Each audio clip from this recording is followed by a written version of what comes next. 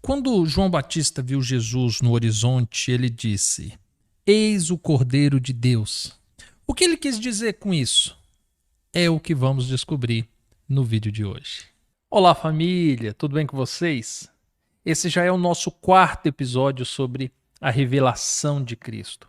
E eu tenho que confessar a você que tem sido incrível participar desses estudos e eu espero que você também esteja gostando. Deste modo, já aproveite, se inscreva no canal, ative o sininho para que você não perca os próximos episódios. E compartilhe com quem você ama, se você gostar. Para falarmos sobre a frase de João Batista, quando ele chama Jesus de o Cordeiro de Deus, nós precisamos voltar um pouco na história.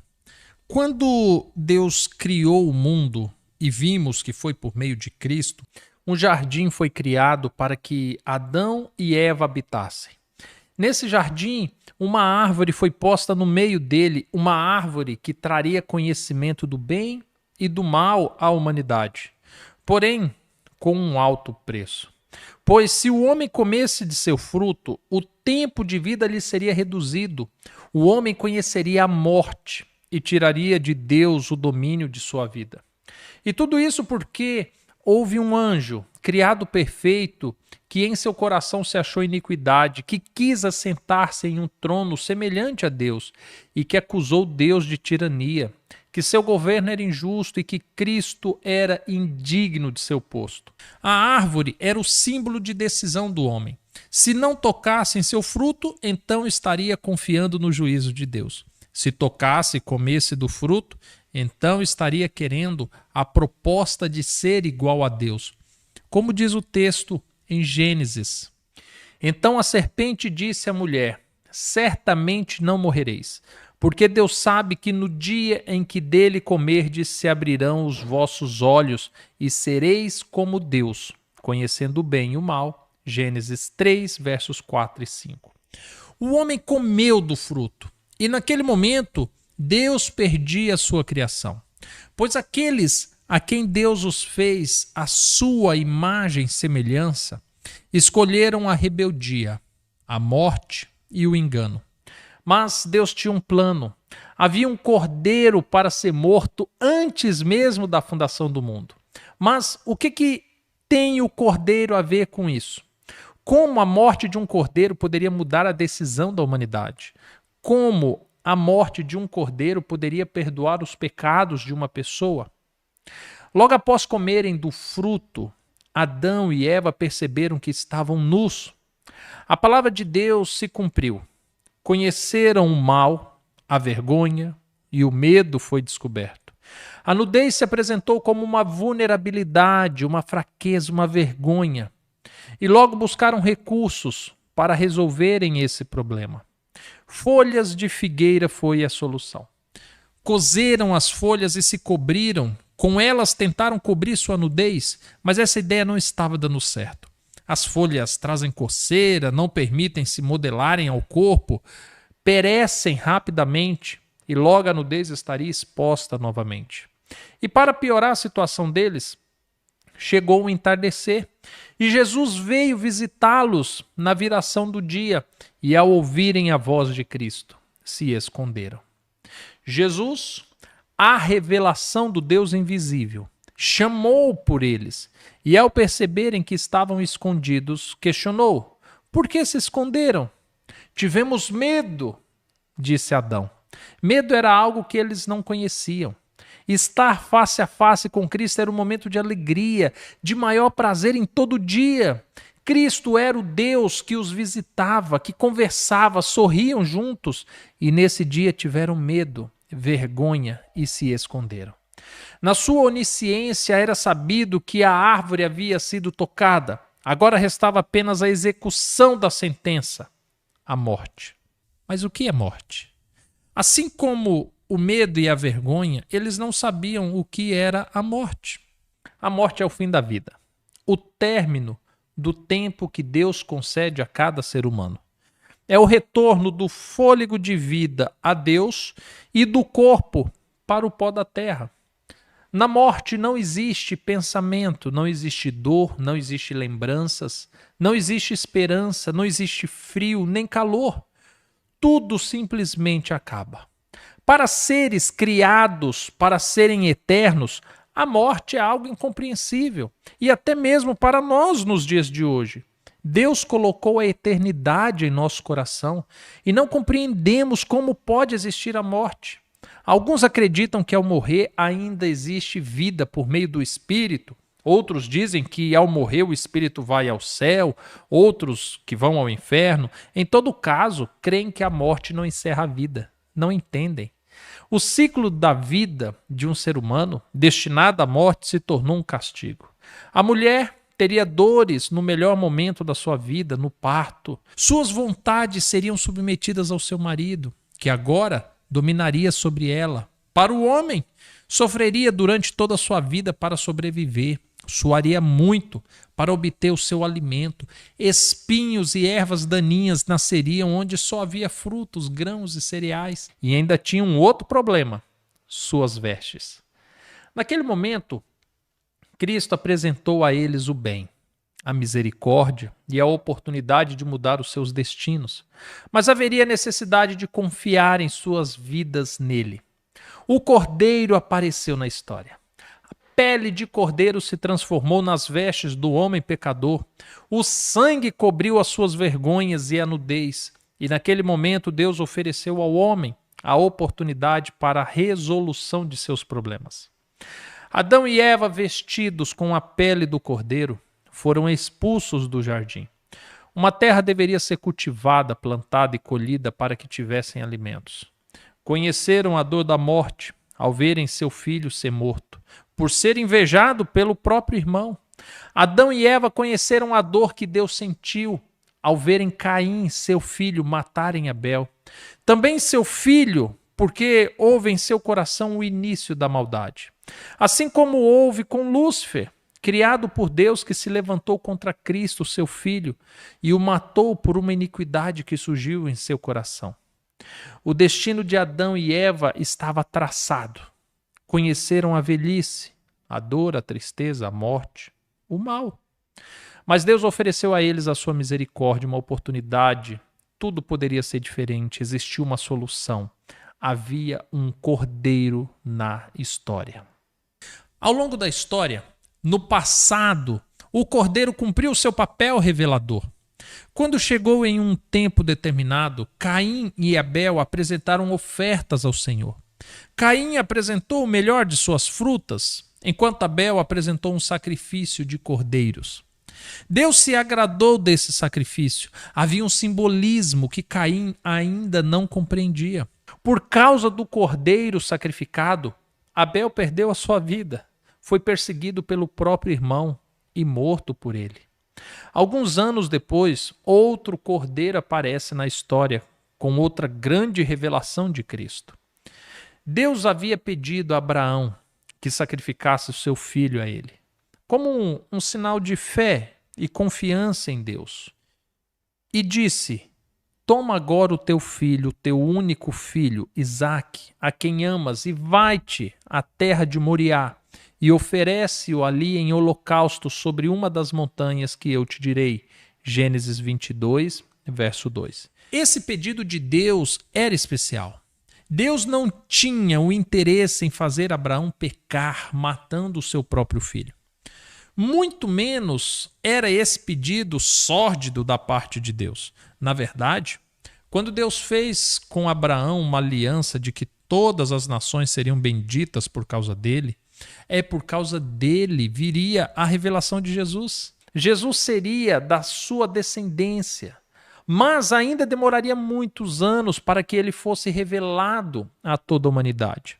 Deste modo, no Monte Moriá, Deus revelou seu Filho a Abraão de uma maneira incrível.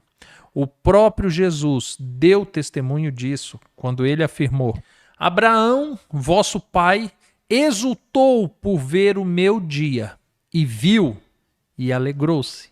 João 8, verso 56. Quando Abraão chega no Monte Moriá, ele sentiu a dor de perder o seu único filho, de entregá-lo a sacrifício por seus pecados e seus erros. Eu imagino que Abraão, naquele momento, pensou nos seus erros no Egito, seus medos, a falta de confiança em Deus e no nascimento de Ismael. Era um homem pecador, tendo que pagar por seus pecados com o seu único filho, seu filho amado. Ao levantar o cutelo para o sacrifício, o anjo do Senhor bradou forte: Abraão, Abraão. E ele disse: Eis-me aqui. Então disse: Não estendas a tua mão sobre o moço, não lhes faça nada, porquanto agora sei que temes a Deus e não me negaste o teu filho, o teu único filho. Gênesis 22, versos 11 e 12. Quem livrou Isaque da morte foi o próprio Cristo naquele Monte Moriá. Ele se revelou a Abraão, fazendo ver o que Deus faria pela humanidade, que por amor não negaria o seu próprio filho. Ao olhar nos arbustos, havia um cordeiro para Abraão sacrificar, que representava Cristo, o cordeiro que foi morto no lugar de Isaque. Quase 400 anos depois, a descendência de Abraão é resgatada do Egito por meio de Moisés. Você conhece a história. Sob a ordem de Moisés e Arão, 9 pragas foram derramadas no Egito. E a 10ª e última seria muito especial. A advertência era simples: morreriam todos os primogênitos, animais e filhos que morassem no Egito, sejam egípcios, israelitas, estrangeiros, todos que estivessem no Egito naqueles dias perderiam seus primogênitos na 10ª praga. Uma sentença dura, o medo e a tristeza tomando conta de todos, pois o castigo seria iminente. Mas havia uma opção. Na família em que desejassem poupar os seus primogênitos, bastava escolher um cordeiro perfeito e imaculado e o sacrificarem ao entardecer. Após o sacrifício, o seu sangue deveria ser passado nos umbrais das portas e a sua carne deveria ser assada e comida com ervas amargas. Desta forma, ao dar meia-noite, o anjo da morte passaria por cima daquela casa, poupando o seu primogênito. Foi uma noite estranha. Casas em que havia momentos de alegria eram abafados pelos choros de desespero ao verem seus primogênitos mortos. Esse dia levou o nome de Páscoa. Foi uma aliança que Deus fez com todos os escravos e oprimidos pelo Egito que buscavam a vida e o perdão. Todos foram convidados e todos que recorreram ao Cordeiro obtiveram a vida, a liberdade e a felicidade. Esse foi outro momento em que Deus revelou a Jesus naqueles tempos. O salário do pecado sempre foi a morte. Os pecados dos pais caem sobre os filhos e é justo que o ímpio morra. Mas o que fazer quando o ímpio se arrepende? O que fazer quando o pecador quer uma nova chance? O que fazer quando o homem busca uma nova oportunidade? Cristo foi o Cordeiro Pascual, que foi morto séculos depois, oferecendo a toda a humanidade a oportunidade de salvação eterna. Disse ele no dia da ceia. E, quando comiam, Jesus tomou o pão e, abençoando-o, partiu e deu aos seus discípulos e disse: Tomai, comei, isto é o meu corpo. E tomando o cálice e dando graças, deu-lhe, dizendo: Bebei dele todos, porque isto é o meu sangue, o sangue da nova aliança que é derramado por muitos para a remissão dos pecados. Mateus 26, dos versos 26 ao 28. Naquela quinta, Jesus, ao celebrar a Páscoa, estava morrendo para salvar a humanidade. O pão que foi servido representava a carne do cordeiro morto lá no Egito. O suco puro da vide representava o sangue que foi passado nos umbrais das portas lá no Egito. Essa era uma cerimônia famosa entre o povo de Israel, pois Deus a instituiu como memorial, ainda durante a caminhada no deserto. E após Cristo a celebrar, também deixou como memorial futuro, sendo celebrada até os dias de hoje.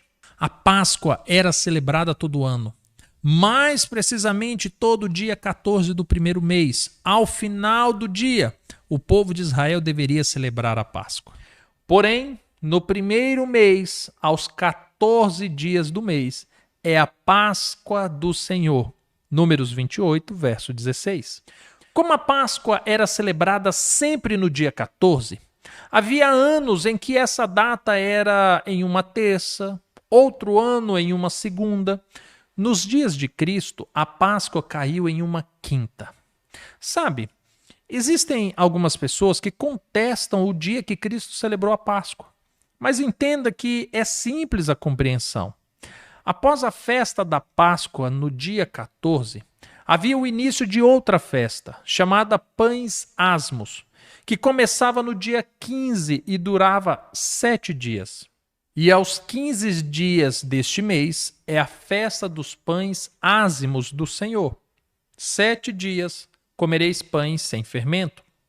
Levítico 23, verso 6. Ou seja, logo após a celebração da Páscoa, iniciava a festa dos pães asmos. Isso era um costume em Israel, conforme testifica o Evangelho de Marcos. E no primeiro dia dos pães ázimos, quando sacrificavam a Páscoa, disseram-lhe os discípulos: aonde queres que vamos fazer os preparativos para comer a Páscoa?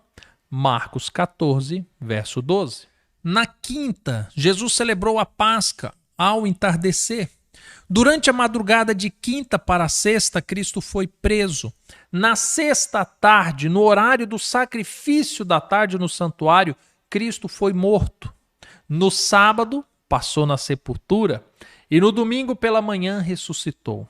E havia uma profecia sobre esse período de 3 dias. O próprio Cristo falou a respeito.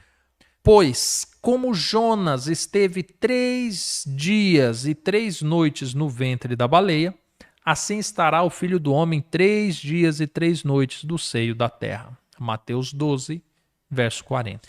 É interessante Jesus falar sobre Jonas, pois se você observar com atenção, todas as histórias da Bíblia apontam para Cristo. Trata-se de um apelo histórico de Deus para revelar seu Filho à humanidade, por meio de personagens emblemáticos, tal como Jonas, José, Isaac, Oséias e tantos outros.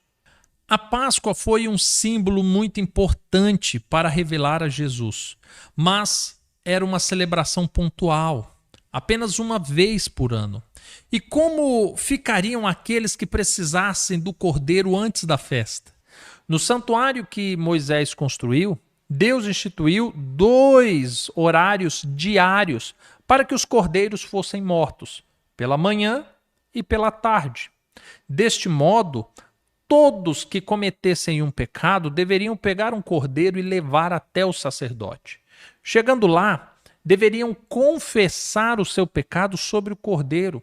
E como uma forma de transferência de culpa, então o pecador matava o cordeiro que havia levado. O sacerdote então assava aquela carne e o seu sangue era levado até o santuário. Esse sangue ia para a presença de Deus e por meio desse simbolismo, o pecado daquele pecador estaria parcialmente perdoado. Calma, eu vou explicar porque eu disse que estaria parcialmente perdoado. Primeiro, é por um motivo mais simples e óbvio. O próprio Cristo representava esses cordeiros e deveria morrer de fato. Caso contrário, nenhum sacrifício anterior teria o seu valor diante de Deus. Segundo, aqueles pecados não haviam sumido. Eles estavam no sangue e esse sangue foi levado para dentro do santuário. E deste modo o santuário ficava imundo. Então, no 7º mês, a partir do 10º dia, ocorria a cerimônia de expiação. Era um evento especial que só uma pessoa poderia executá-la, apenas o sumo sacerdote. O sumo sacerdote era um levita separado apenas para essa celebração. Alguém que trabalhava apenas uma vez ao ano, e em alguns casos uma única vez durante a vida. Ao entardecer, no horário do sacrifício da tarde, o sumo sacerdote ia até o lugar santo dos santos, após o véu, e ali ele apresentava um sangue que o legitimava como intercessor e sumo sacerdote. Em seguida, ele apresentava um bode que recebia o sangue dos pecados de todos que confessaram durante o ano. E então esse bode era levado ao deserto e lá morria sem a intervenção humana. Mas o bode, sobre que caíra a sorte para ser o bode emissário, apresentar-se-á vivo perante o Senhor, para fazer expiação com ele, a fim de enviá-lo ao deserto como bode emissário. Levítico 16, verso 10. São tantos personagens, são tantos detalhes, mas eu posso te garantir uma coisa: todos apontam para Cristo. Acredite, Cristo é o cordeiro que era apresentado como oferta. Cristo é o sacerdote que intercedia diariamente para legitimar a transferência de pecados. Cristo é o sumo sacerdote que se apresentou a Deus uma única vez para remir todos os pecados confessados da humanidade.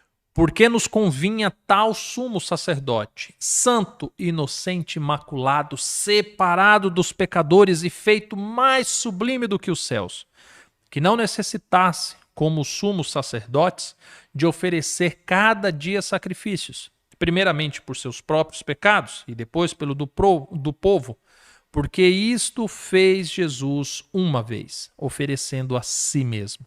Hebreus 7, versos 26 e 27. Quando falamos sobre o Cordeiro, era inevitável falarmos sobre a Páscoa, sobre o santuário, sobre o sumo sacerdote. Tudo apontava para Cristo. Mas, e quanto à pergunta-chave desse vídeo, o Cordeiro de Deus? Sim, Cristo foi a oferta de Deus para remir os nossos pecados. Não fomos nós que ofertamos Cristo a Deus para que os nossos pecados fossem perdoados. Foi o próprio Deus. Por isso, Jesus afirmou uma das frases mais famosas do cristianismo: porque Deus amou o mundo de tal maneira que deu seu Filho unigênito para todo aquele que nele crê não pereça, mas tenha vida eterna. João 3,16. Cristo é a própria oferta de Deus, gratuita, voluntária e perfeita. É o mais puro ato de amor que o ser humano é capaz de conhecer. Amanhã estudaremos sobre o que a Bíblia nos revela sobre Cristo após ele subir aos céus. Porque ele é chamado de Alfa e Ômega, o princípio e o fim. E tenho certeza que você mais uma vez será surpreendido positivamente com o estudo de amanhã. Gostou do vídeo? Então deixe seu like, compartilhe com quem você ama. E certamente nos encontraremos amanhã, ou se não, em um próximo vídeo. Fica com Deus. Até mais. Tchau, tchau.